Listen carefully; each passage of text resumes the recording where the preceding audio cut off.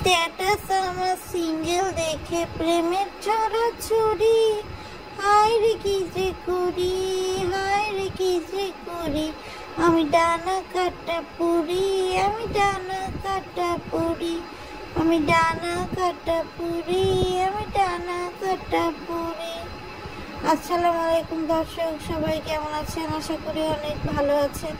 তো আজকে দর্শক অনেকদিন পর চলে আসলাম একটা নতুন ভিডিও নিয়ে আপনাদের মাঝে। সত্যি কথা বলতে মাঝে সাঝে কাজ থাকে, রাস্তায় জ্যাম থাকে, মাথার মধ্যে অনেক ধরনের চাপ থাকে। তো এইসবকে পাশে হটিয়ে আপনাদের সামনে নতুনভাবে নিজেকে উপস্থাপন করতে কিন্তু দর্শক আমার খুব ভালোই লাগে।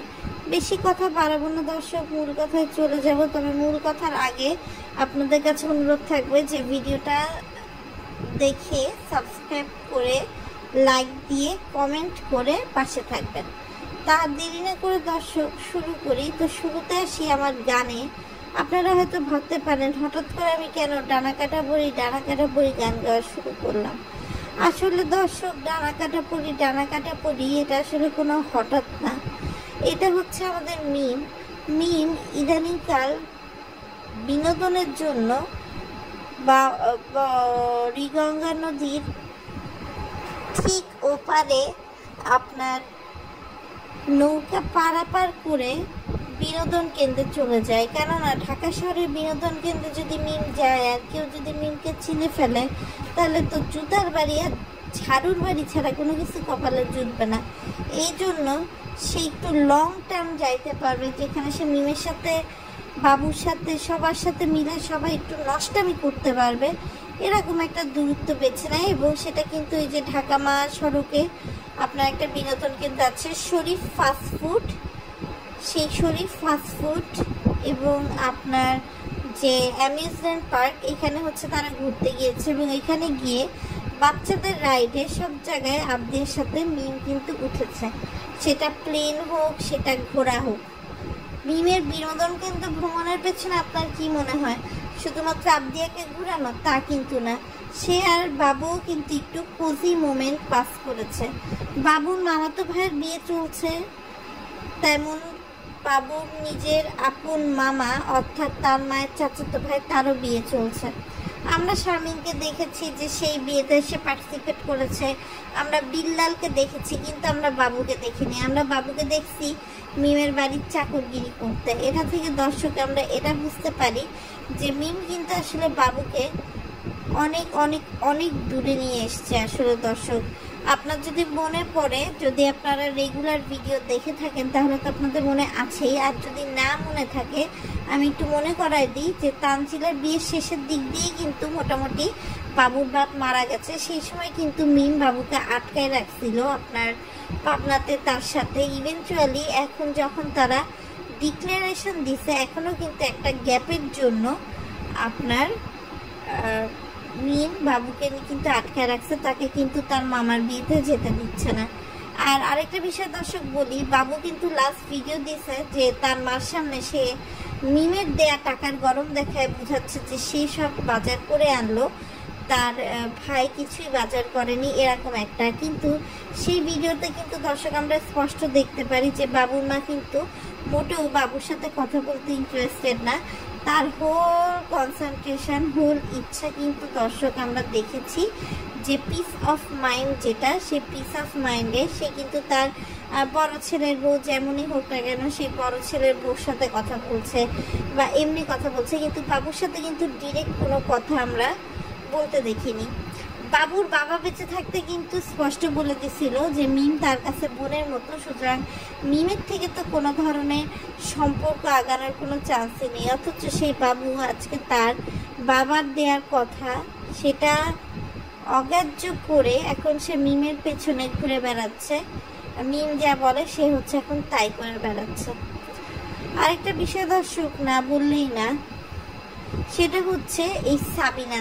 দর্শক সাবিনা যা শুরু করছে এখানে আসলে বলতে গেলে বলা শেষ হবে না, তারপর বলি।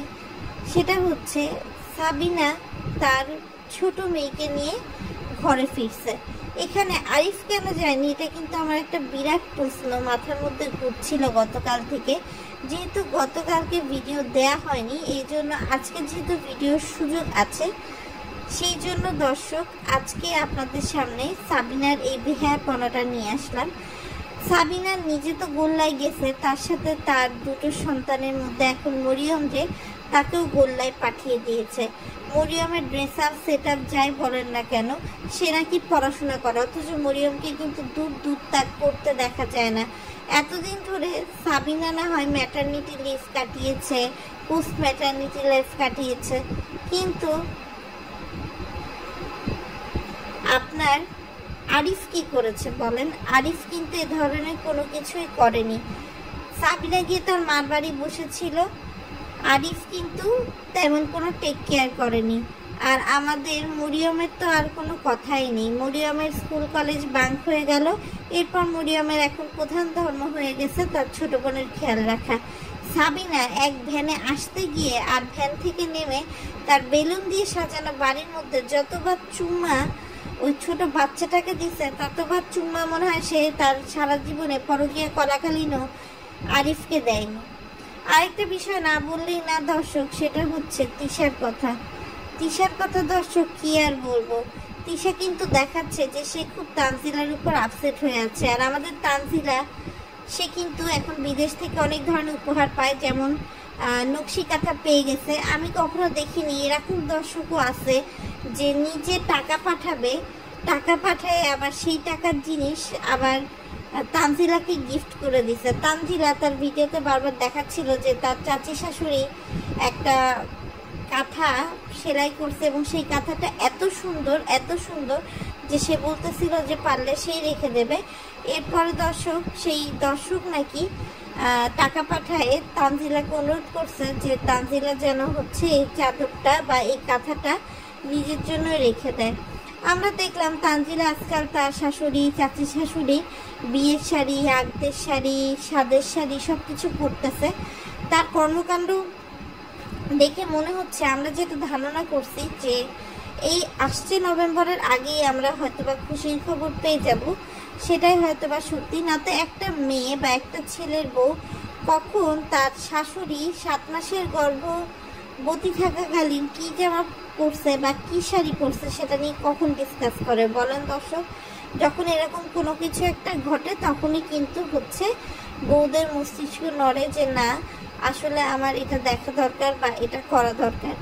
তানজিলার লাইফটা আসলে তিশার ইচ্ছা ছিল যে তানজিলা আরেকটু লেচে বাচ্চা কাচ্চা নিবে, তানজিলার লাইফটা হয়তো বা মিমের মতো সে রঙিন করে দেবে। কিন্তু তানজিলা আসলে কম যায় না, সে বুঝে গেছে যে তার মার উদ্দেশ্য কি, এবং সে কিন্তু কখনোই তার মাকে তার মার উদ্দেশ্যে সফল হতে দেবে না। যে কারণে সে কিন্তু আপনার মানে তার ফ্যামিলি থেকে ডিটাচ এক প্রকার বলা চলে। সে তার মায়ের ফ্যামিলির নামই নেয় না। ইভেনচুয়ালি যতটুকু যা ইনপুট দেওয়ার দরকার হয় ততটুকুই দেয়। মানে সে কিন্তু দেখাচ্ছে যে সে তার স্বামীর সাথে খুবই খুশি, হয়তোবা হ্যাঁ একটু আগাচ্ছে, যে তানকে দিতে যাচ্ছে সাকিব সেটা একটু ভিডিও করছে, কিন্তু আসলে তান থেকে কি হলো বা কি দিল কি না দিল, তার বাপ মা কেমন আছে সেসব কিছুই না। কালকে যেমন দেখলাম তানজিলার চাচি শাশুড়ি আপনার আঙ্গুর আর লিচু খাচ্ছে। সেই লিচু খেতে খেতে সে বলতেছে যে আঙ্গুরের মতো টক হচ্ছে সেই লিচু, তারপরও তারা হচ্ছে কেনা লিচু খাচ্ছে। এবং সে কিন্তু একটু বাপিকে খোঁচা দিয়ে বলছে যে বেয়াই তো এবার আর লিচু খাওয়ালো না, তাই আমরা কিনেই খাচ্ছি। ইভেন তানজিলা যখন লিচু খেতে যায় তখন সেটাই বলে যে প্রত্যেক বছর নিজের গাছের লিচু খায়, কিন্তু এইবার বাইরের লিচু খেতে হচ্ছে।